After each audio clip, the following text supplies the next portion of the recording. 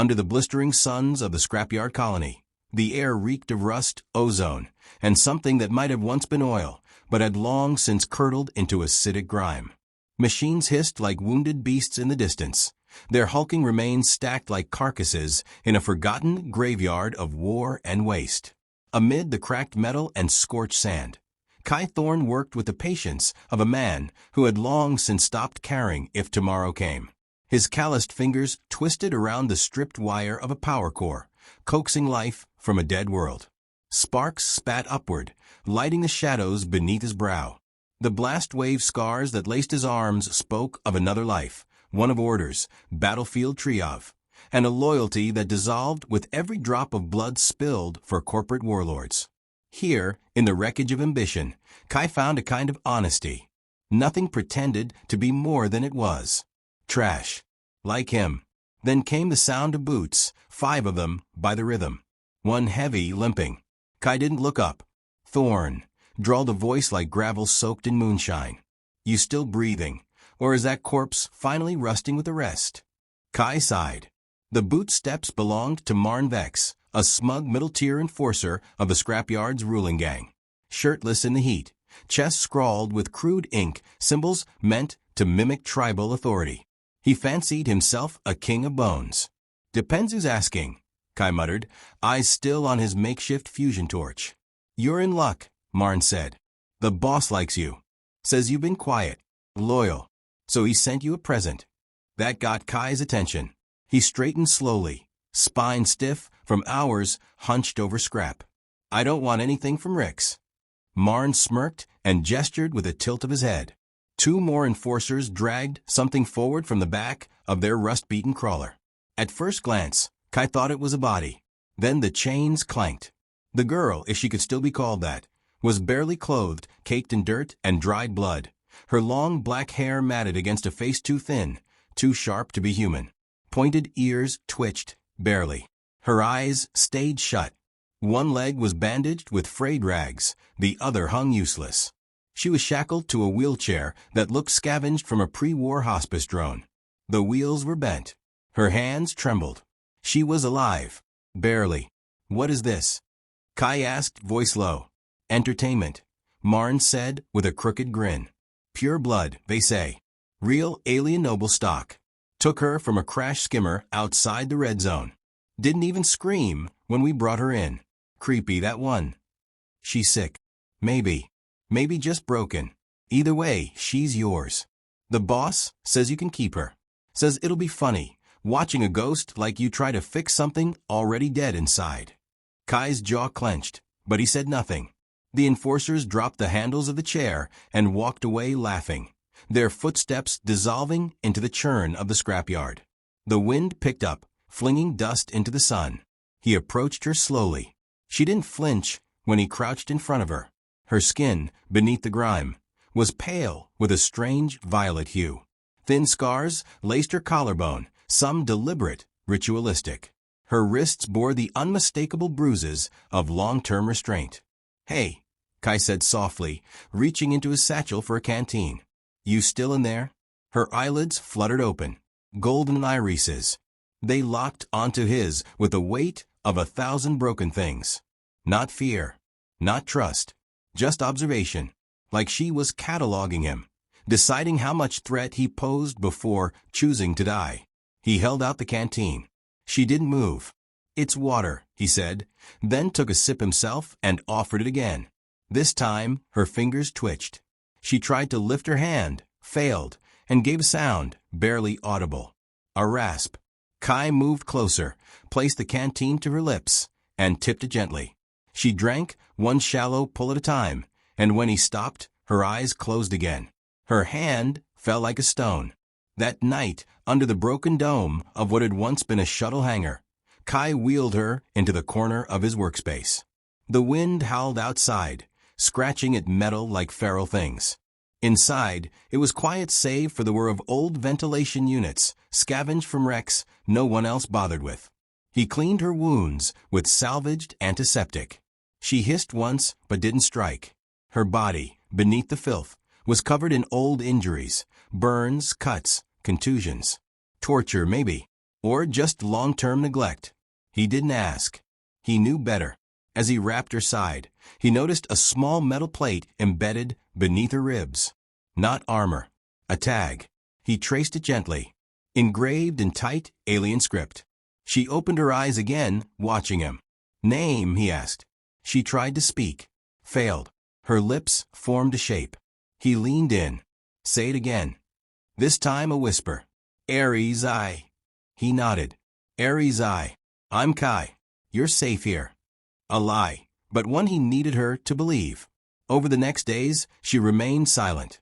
Her body fought infection, while Kai scavenged a power pack small enough to fit into a servo frame. He didn't know why he was doing it.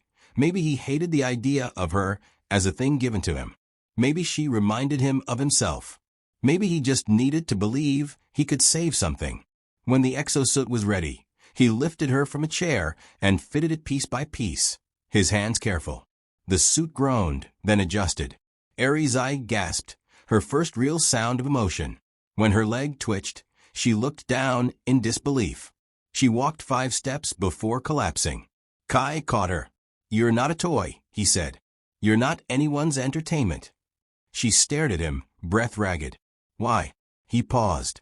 Then, softly, "Because someone should have done the same for me." Later, as he tuned the translator he'd wired into a salvage datapad, he noticed her staring at the stars through a crack in the dome. Her face was different now. Still drawn, still cautious, but the silence had changed. It wasn't resignation anymore. "You from out there?" he asked. She pointed. Not randomly, but with purpose. Somewhere far. Too far. Her voice was a whisper when she said, "Home." "Is it safe?" "No," she said. But it was beautiful. The next morning, Marn returned. Not with more gifts, but with questions. "You got her up and walking?" he asked, peering past Kai into the shop.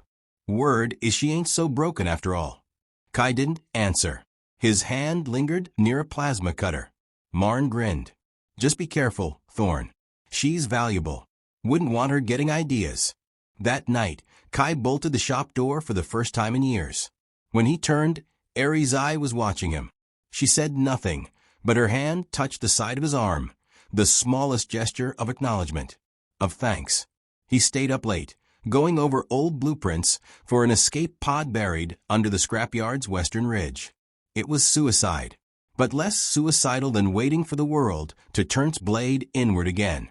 And in the quiet between moments, as metal groaned and dust settled, a thought took root. They had given him a broken thing to laugh at. But maybe, just maybe, it wasn't her who needed fixing. Maybe it was him.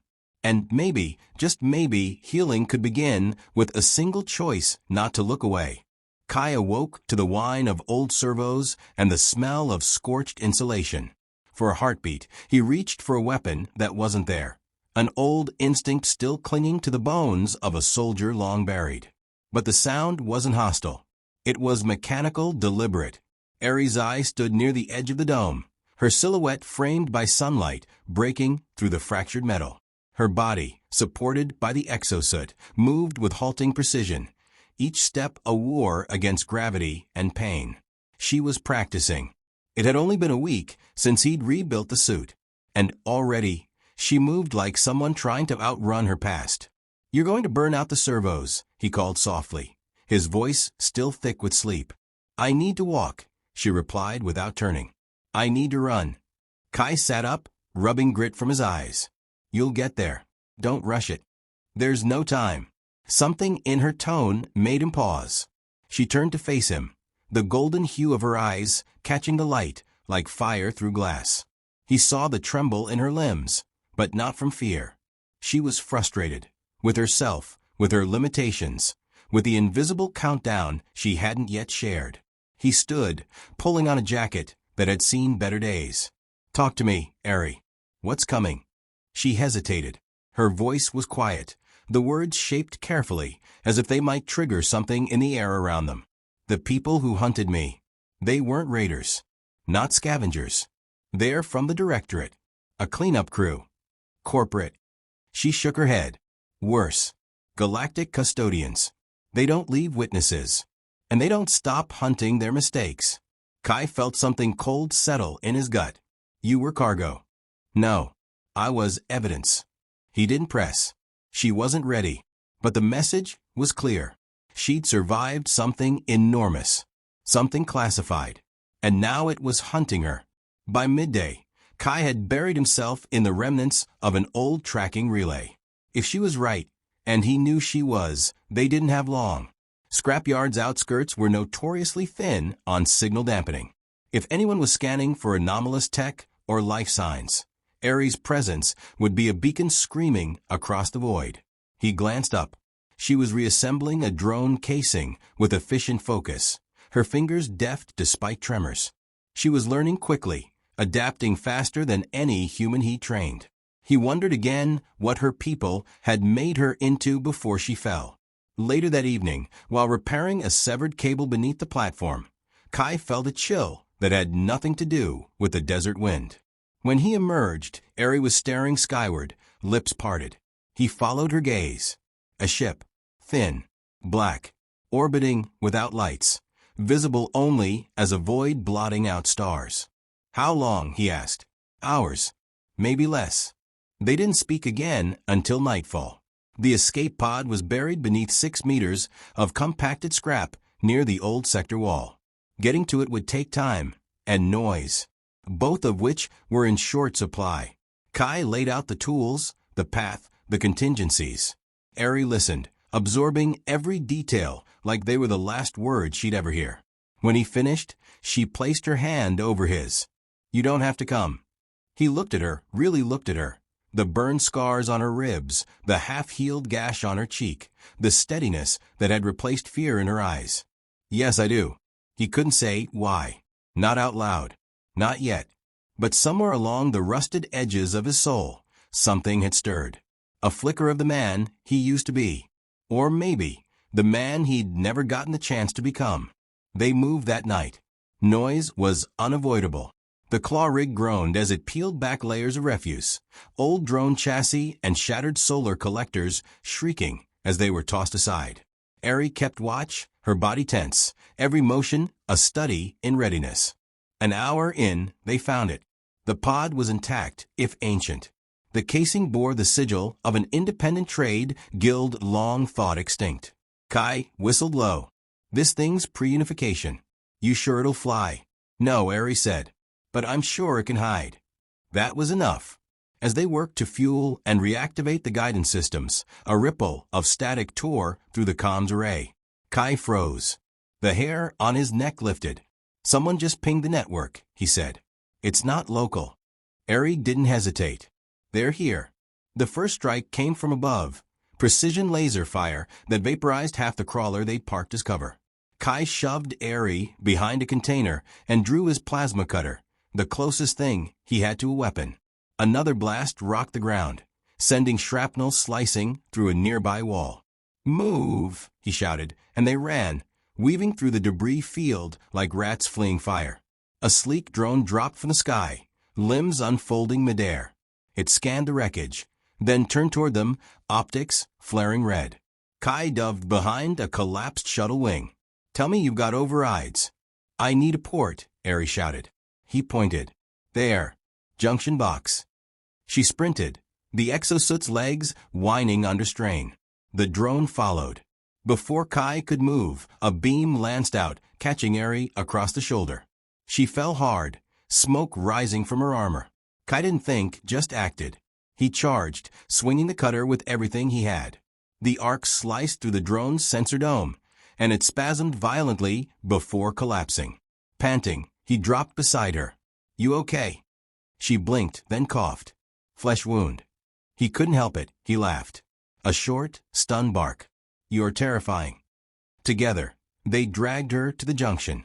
She plugged in, fingers dancing across the alien interface. Lights pulsed. Signals twisted. And somewhere in the sky, the scanning ship blinked out. They're blind, she said. For now. Kai helped her up, cradling her against his chest as they stumbled toward the pod. It was time. Inside, systems flickered to life. Ancient but loyal. The pod recognized Aerie's signature, welcomed her in a language Kai couldn't decipher. She hesitated at the threshold. "You can stay," she said. "This pod only holds one." Kai looked at her, burned, limping, defiant. She had risked everything just to be more than a thing given away. "I'll find another way," he said. "No," she said, fierce now. "You saved me. You don't get to throw yourself away." He smiled, small and sad. "I'm not. I'm giving them something to chase." Before she could argue, he hit the emergency clamp on the hatch. It closed between them. Her fists pounded the inside as the pod roared to life. He watched it rise, slicing through the smog like a bullet made of starlight. Then it was gone. Behind him, the sky growled, and Kai Thorne turned to face the storm. Fire streaked across the sky. Kai Thorne didn't look away as the enemy ship descended, carving through the clouds like a blade dipped in light. His body ached, old wounds aggravated, new bruises blooming. But he stood firm in the wreckage of the scrapyard, the last man standing between death and the secret that had already escaped into the stars. The scavengers turned hunters touched down with a hiss of pressured air, talons unfolding from their ships' landing struts like the legs of a predator testing the soil before a kill. The boarding ramp extended. From it stepped a creature that walked like a man but moved like a machine, its armor an exoshell of obsidian plates and living circuitry. Behind it came others, smaller, faceless. Enforcers of the Directorate. Cleaners. Kai had one plasma cutter, one fusion core wired into a breech detonator, and just enough courage left to fake indifference. "Didn't think you'd show up in person," he called out, voice sharp through cracked lips. "Big honor for a washed-up mechanic." The lead figure paused, scanning him. Its voice buzzed like feedback and authority. "Where is the prototype?" "You'll need to be more specific. I collect a lot of junk." A flash of light. Payne screamed up his side, a warning shot that carved a groove through the dirt beside him. Kai didn't flinch. He couldn't afford to. "She's not here," he said. "And even if she were, she wouldn't be yours anymore." The machine man stepped closer. "You misunderstand your place in this equation. That organism was never meant to think, never meant to disobey. You were simply meant to watch it unravel." Kai smiled through the agony. Guess she wasn't built for unraveling. Before the second shot came, Kai triggered the charge. A deep, concussive boom rippled beneath their feet. Scrap exploded in all directions as the buried fusion core lit the scrapyard like a miniature sun. Several enforcers were flung like ragdolls. The lead figure staggered. Kai used the chaos to dive into the alley of gutted freighters, already bleeding from his side, but running like a man who still had something to fight for. He didn't expect to win, but he expected to buy time. For her. Ares' eyes pod spun through subspace like a tear in the fabric of reality, every system screaming under strain. The vessel was ancient, coded in languages forgotten by most databanks. But it listened to her. It obeyed. And when the coordinates locked, it dropped into real space with the ferocity of rebirth. She didn't cry. Not at first. Just sat in the silence of the pod, staring at the seat beside her. The one Kai would have taken. The one he'd refused. Her mind kept replaying his last words, the shuddering clang of the hatch slamming down between them, the thin smile he wore when he told her he'd give them something to chase. He'd called her terrifying. She hadn't understood it then. Now she did. She'd been made for obedience. Engineered to be beautiful, lethal, and empty. A trophy with neural lace and perfect posture. But Kai hadn't seen a weapon. He hadn't seen property. He'd seen someone worth saving. She opened the comms. Found a channel. Recorded a signal. "This is Ares I, survivor of Directorate experimentation. I have evidence. And I am not alone." Then she set course for the fringe, a place where systems cracked and freedom was paid for in blood and barter. But she wasn't just running anymore. Back on the scrapyard moon, Kai limped through the wreckage. Every breath burned. Every step was a wager. The enemy had regrouped. They didn't speak, they hunted. The lead cleaner, scorched but undeterred, deployed ocular drones, filling the night with red-lit whines and whirs. Kai ducked under a fallen transport wing and dragged himself through coolant sludge, gripping the last weapon he'd cobbled together. a pulse bomb set to detonate when the main reactor detected breach conditions. He reached the relay tower, climbed it hand over hand, blood trailing in the dust. At the top, he activated the beacon. Coordinates. Faked. Random. Designed to mislead. It wouldn't last long, but it would fracture their hunt. As he turned to climb back down, a sharp noise halted him. The cleaner. On the next platform, climbing. "You are human," it said, voice scraping against reason. "A species known for fear. You die badly." Kai grinned. "You say that like it's a weakness." The cleaner raised its weapon. Kai hurled the pulse bomb. She felt it. A ripple in the quiet of space. Something beyond sensors or alerts. A pressure, like breath, held too long finally being released. The pod systems picked up the explosion 12 minutes later. Local relay silent. Moon offline. Beacon gone. He'd done it. She leaned back in her seat, closed her eyes, and wept. 3 cycles passed. News of a rogue prototype, an intelligent construct, turned fugitive, spread across the underworld. Fringe colonies whispered of a dark-haired alien girl flying an ancient pod, trading upgrades for information, leaving encrypted messages in her wake. Some called her a ghost. Others, a weapon escaped from its maker's hands. But the ones who met her, who really saw her, knew the truth. She wasn't a weapon anymore. She was a witness. And behind her eyes burned the memory of a man who never stopped being human, right when it mattered most. In the outer reaches of the Sable Drift, aboard a salvaged cutter turned sanctuary, Eri watched a projection flicker to life. Kai's face, static-laced, recorded from the relay before the final blast. "If you're seeing this, you made it. Good. I'm betting they're pissed." He coughed, blood on his lips, but still smirking. "You were never broken, Eri. You were unfinished. Whatever they did to you, whatever they tried to erase, that's not who you are. Who you are is the girl who learned to walk again. The girl who beat the suit. The girl who never gave up." He leaned closer to the camera, eyes like twin storms behind smoke. "You don't owe them silence. You owe them the truth." The screen faded. Eri stood slowly, spine straight, limb steady, and began to plan a war. Somewhere, deep beneath a forgotten sector of Directorate space, a high-level intelligence report flickered in front of an administrator's eyes. The file was redacted, burned, sealed. But one phrase remained, highlighted by an unknown hand. The human was not part of the design. The administrator frowned.